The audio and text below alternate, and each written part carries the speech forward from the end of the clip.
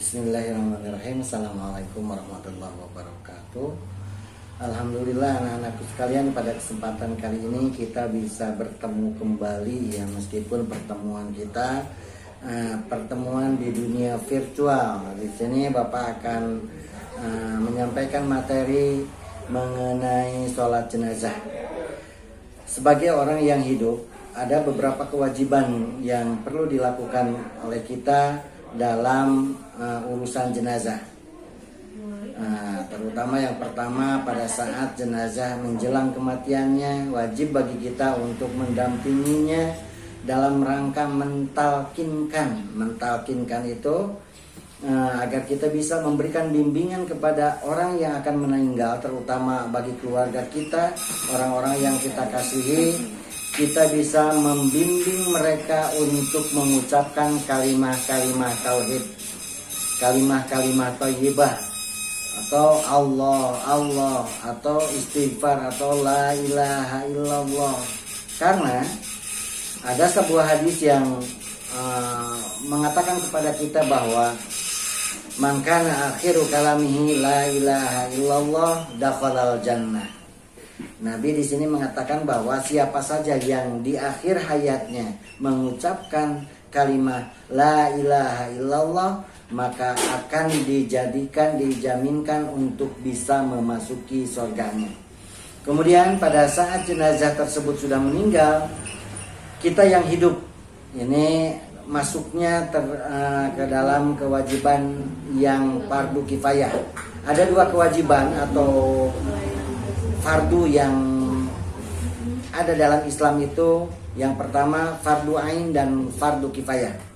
Fardu ain itu adalah fardu atau kewajiban yang diwajibkan kepada setiap orang muslim mukmin yang sudah mukallaf, seperti sholat.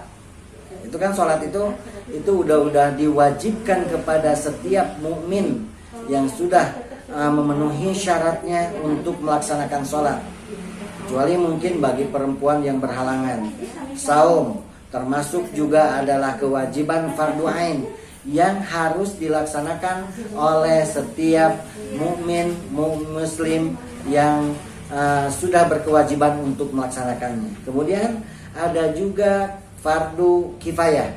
Fardu kifayah itu adalah kewajiban yang hanya diwajibkan kepada sebagian orang saja, dalam artian seperti mengurus jenazah. Mengurus jenazah, mensolatkan jenazah adalah kewajiban yang harus dilaksanakan oleh sebagian orang saja. Tidak perlu semua orang memandikan seorang jenazah. Tidak perlu setiap orang mensalatkan jenazah. Tidak perlu setiap orang menguburkan jenazah ketika kewajiban tersebut sudah dilaksanakan oleh sebagian orang. Tetapi kalau misalnya tidak ada orang yang mensalatkan jenazah, tidak ada orang yang memandikan jenazah, tidak ada orang yang menguburkan jenazah, maka hukuman atau dosa itu akan diterima oleh orang yang berada di sekitaran jenazah. Nah, itu yang namanya fardu kifayah. Oleh sebab itu, untuk kewajiban mengurus jenazah juga termasuk sebagai fardu kifayah. Nah, tetapi meskipun demikian, meskipun fardu kifayah, di sini untuk mensalatkan jenazah kita dituntut untuk bisa melaksanakannya sholat jenazah tersebut. Apalagi kalau misalnya sebuah penyesalan akan datang kepada kita apabila orang yang kita cintai, ayah, bunda, nenek, kakek, om, tante, kita meninggal. Tetapi kita tidak mampu, tidak bisa untuk mensalatkan mereka. Pasti Bapak yakin penyesalan akan kalian terima. Penyesalan akan kalian rasakan. Masa orang yang selama ini menyayangi kalian, ibu bapak kalian yang sangat sayang kepada kalian, saudara-saudara kalian yang sangat sayang kepada kalian.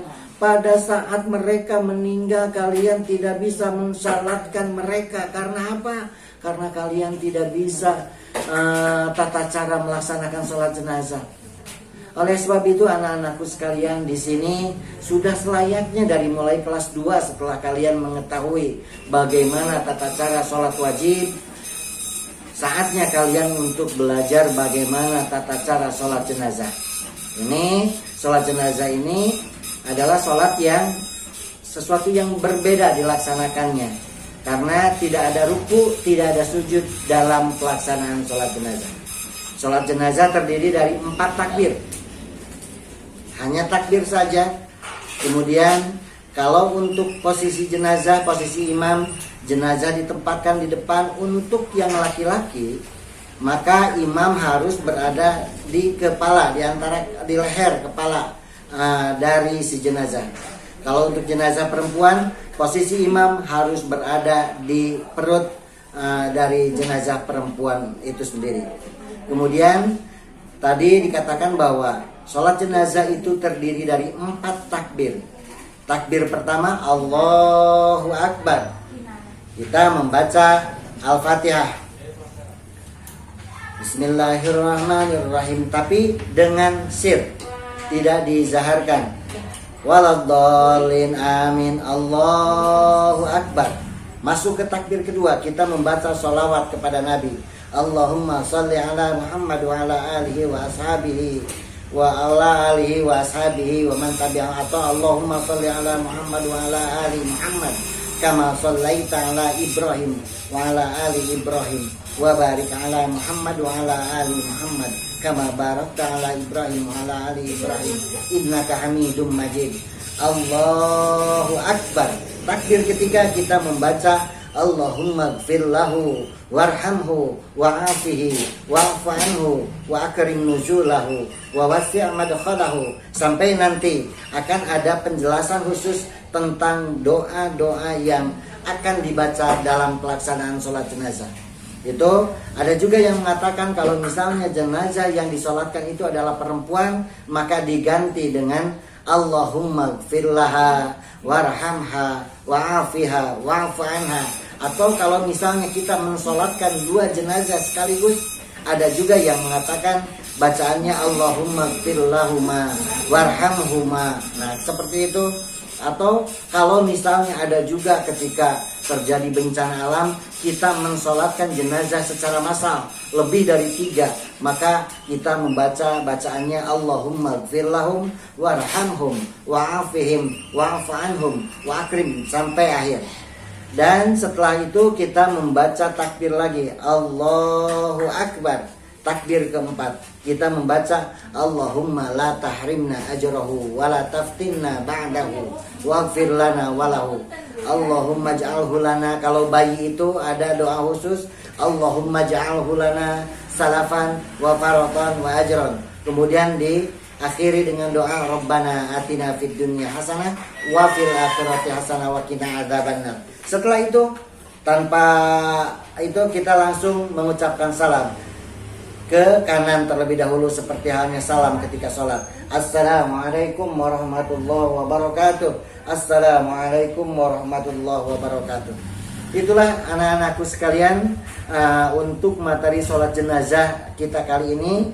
Pertama, Bapak ingatkan kembali bahwa ini termasuk fardu kifayah, fardu yang gugur kewajibannya apabila sudah ada yang melaksanakannya. Kemudian ini juga walau bagaimanapun kita diharuskan untuk bisa melaksanakan pelaksanaan tata cara sholat jenazah yang sesuai dengan yang diperintahkan, dicontohkan oleh Nabi.